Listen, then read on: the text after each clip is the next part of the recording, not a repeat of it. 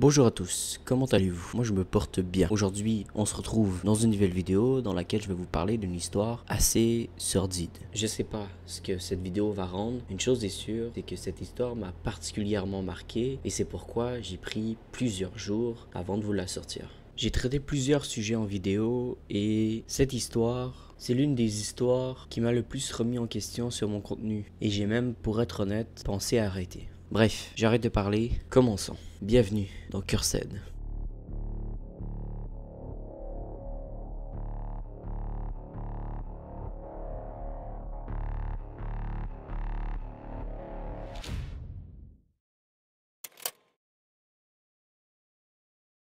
Joel Guy Jr. et ses sœurs se sont réunis avec leurs parents, Joel et Lisa Guy, à Thanksgiving en 2016, dans leur maison à 2 étages, située sur un magnifique terrain d'angle parfaitement entretenu à Goldview Lane, à Knoxville, dans le Tennessee. Récemment retraité, Joel était concepteur d'ingénierie de pipeline et le couple était marié depuis 31 ans. Joel a eu 3 filles d'un précédent mariage et Lisa et Joel Senior ont donné naissance à leur fils Joel Michael Guy Jr. en 1988. Joel a passé un semestre à l'université George Washington, puis a fréquenté l'université d'État de Louisiane, soi-disant pour une formation pour devenir chirurgien plasticien. Ce sera leur dernier moment ensemble dans leur maison familiale. Joel Senior et Lisa venaient de vendre leur maison à Knoxville et Lisa allait prendre sa retraite et tous les deux allaient emménager dans la maison de la défunte mère de Joel. La maison se situait à Circonsville. Les deux attendaient impatiemment les fêtes de Noël qui allaient se dérouler dans leur nouvelle maison et les deux étaient très excités puisque c'était dans un mois à peine. Revenons à la soirée de Thanksgiving où les 3 filles et Joel Jr. sont présents. C'est le soir et les parents disent au revoir à tout le monde et ils avaient prévu d'annoncer à leur fils qu'ils allaient couper tout ce qui est financièrement. Puisque j'ai oublié de le préciser, mais Joel ne travaillait pas et ses parents lui payaient le logement d'un appartement à Baton Rouge. Ils avaient également prévenu leur fille qu'ils allaient couper financièrement Joel Jr. juste après la réunion de Thanksgiving. Mais un événement viendra bousculer tout ce qu'ils avaient entretenu. Lisa travaillait chez Jacobs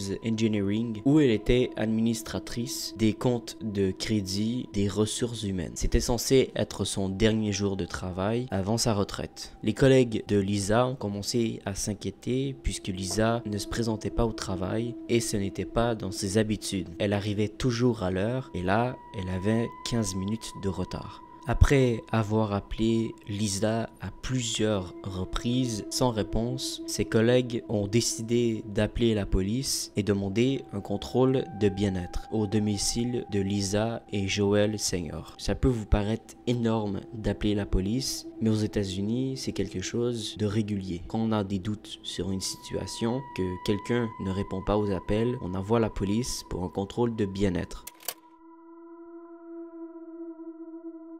Les agents du comté de Knox, Jeremy McCord et Stephen Ballard, ainsi que plusieurs autres agents, sont intervenus à l'adresse de Lisa et de Joel Senior pour effectuer donc une vérification de bien-être. Et bizarrement, ils ont trouvé la maison vide. Ils ont toqué à la porte, aucune réponse. Bizarrement, les voitures sont dans l'entrée. Il était étrange puisque la maison était à vendre, mais qu'il n'y ait pas de serrure immobilière. En gros, quand tu vends une maison, l'agence immobilière met en disposition une petite boîte de sécurité avec le double de clés pour faire des visites de la maison sans que les locataires aient besoin de les ouvrir. En regardant à l'intérieur depuis la porte d'entrée, les policiers pouvaient voir des produits tels que de la crème glacée, des saucisses, du bacon qui étaient éparpillés sur le sol. La police a donc décidé de se rendre derrière la maison. Sur cet extrait, vous pouvez voir que la police essaye d'appeler le chien, mais le chien ne vient pas. Ils décident donc de contourner la clôture pour aller à la porte de derrière. Elle aussi, elle est fermée à clé. Ils pouvaient également sentir de la chaleur émanant de la maison, ainsi qu'une odeur chimique étrange. L'un des agents a ouvert l'une des voitures dans l'allée et a appuyé sur l'ouvre-porte du garage, leur donnant accès à la maison. Évidemment, lorsque le garage s'est ouvert, les policiers ont fait savoir qu'ils étaient présents.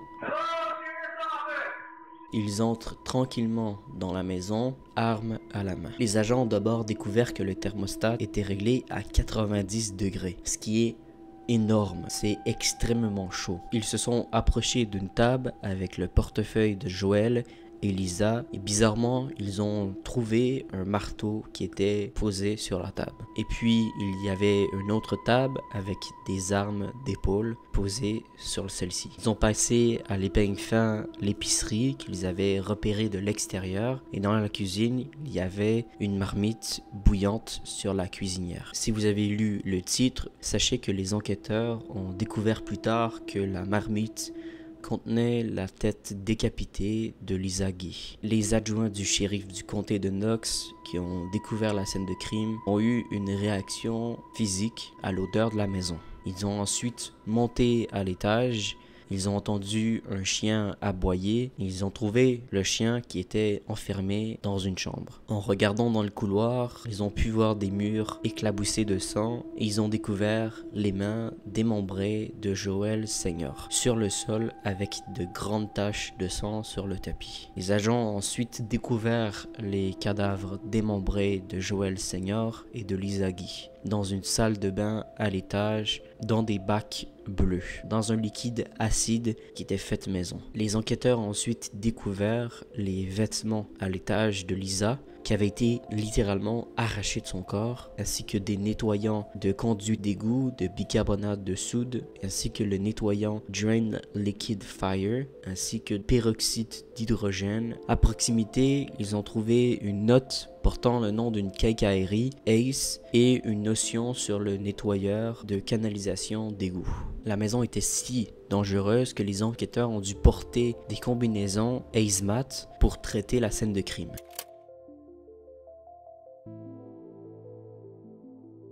Le motif allait bientôt devenir évident. Les preuves matérielles ne manquent pas. Le FBI et le bureau du shérif d'East Bâton Rouge ont placé Guy Jr. sous surveillance après la découverte de la scène de crime. Sa motivation allait rapidement devenir évidente, c'était l'argent. Joel Guy Jr. a été arrêté le lendemain de la découverte des corps démembrés de ses parents à Knoxville et a été accusé de 2 chefs de meurtre au premier degré, de meurtre criminel et d'abus de cadavres. Le FBI l'a donc arrêté devant son appartement alors qu'il se dirigeait vers sa voiture dans le parking. Interrogé par la police, évidemment, Guy Jr. a déclaré à la police qu'il avait rendu visite à ses parents pendant les vacances de Thanksgiving. Il n'a pas relevé de motif, mais il a dit aux enquêteurs qu'il avait parlé d'argent avec ses parents.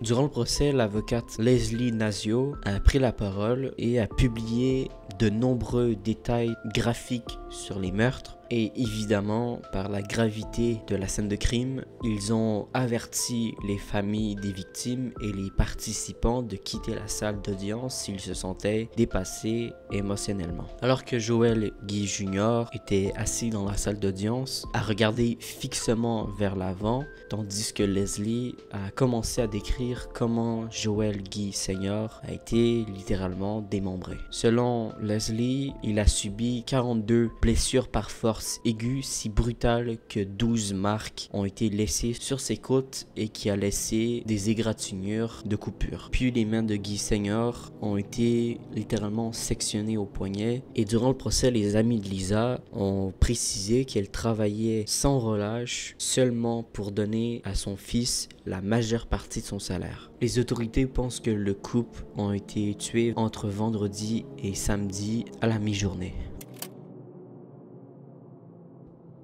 Les enquêteurs ont trouvé un carnet rempli de choses à faire qui a été écrit évidemment par Joel Jr. Il a écrit de manière très vulgaire une liste de choses à faire avant les meurtres ainsi que des articles à apporter avec lui, y compris un mélangeur et un robot culinaire. Le carnet de notes de Joel Jr., il a énuméré des objets comme un marteau et des couteaux de tueur, comme il a dit, nécessaires pour assassiner ses parents, ainsi qu'un plan pour savoir où et quand les tuer. Il avait ensuite prévu d'utiliser le marteau pour littéralement écraser les os de ses parents. Apporter un mélangeur et un broyeur de nourriture, viande hachée, tirer la chasse d'eau dans les toilettes, se procurer un bac en plastique pour le processus de dénaturation. S'ils avaient des doutes sur la personne qui l'a faite, les enquêteurs plus tard ont récupéré des reçus provenant de Walmart, qui est une espèce de grand magasin, ainsi que des vidéos de caméras de surveillance le montrant littéralement acheter n'importe quoi qui était sur sa liste. Et après son arrestation,